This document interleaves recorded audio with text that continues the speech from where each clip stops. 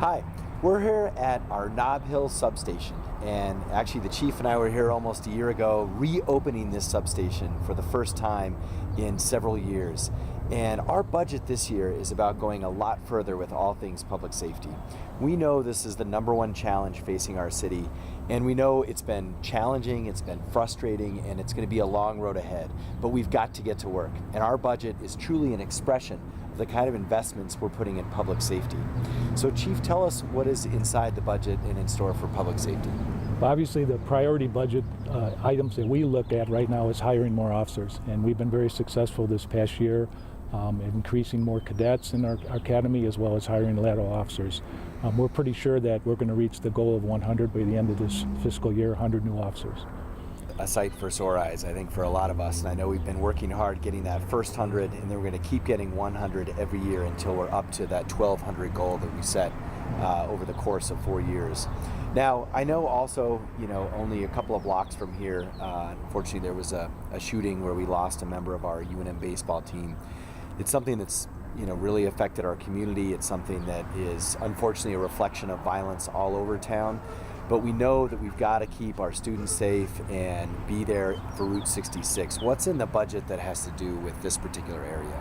Well, obviously the addition of more officers will be very helpful because this increased the presence of police, whether in vehicles, but specifically we'll have more bike officers along Route 66, which is a quicker way to get people to have close contact, as well as the personal interaction with businesses and students and everybody else that interfaces in this particular part of town.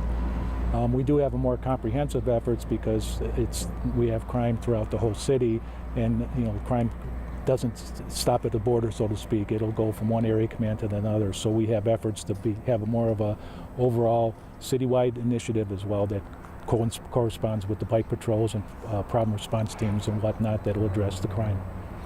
When we think about public safety in Albuquerque, I know there's real desire, especially on our part and our community's part, to do everything we can to make our community safer. And we also wish there were quick solutions that could really make things better overnight. Unfortunately, the Band-Aid solution, the one-time effort, isn't going to be enough. We've got to have a sustained effort that is backed by determination and resolve, not only from our department, but also from the community. Now, Chief, tell us a little bit about what that means for this area and even in specific situations like, when all the bars close and things like that in Nob Hill. Right. I mean, obviously around any type of bars, it's part of the entertainment districts in the city, and we want people to encourage people to, frequent these areas.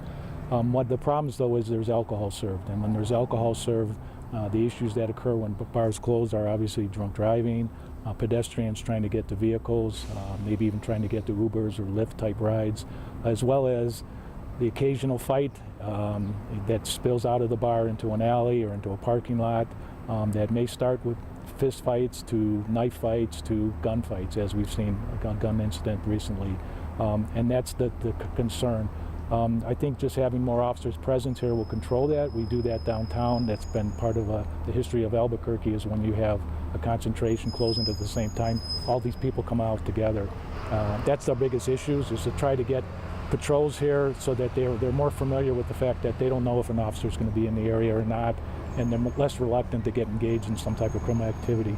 We're also concerned for sometimes the neighborhoods that adjoin Central, that the people spill out into the alleys, and there's trash as well as noise and disturbances. So we want to make sure that we improve and increase the quality of life for the people that live in this area as well.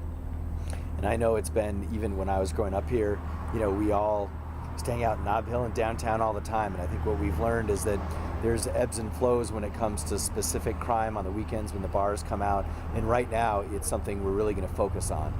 We started downtown, and now we got to look at Nob Hill and try and have that sustained evening and late night effort until our community gets safer. The answer is always we're going to keep doing this until we see the actual incidences of violence go down. So as you can see, this budget is a big deal. It is the largest public safety budget our city's ever put forth, and it's for a good reason. And it's also going to include being able to keep this open longer, including on our weekend evenings when crime is most prevalent in this area. So there's something in this for every community in Albuquerque and also right here in Nob Hill. So we hope it passes. We encourage you to reach out to your city councilors and also reach out in different ways. You can find out more information at cabq.gov, and we're excited this hopefully is going to pass in May, and we're going to keep working hard.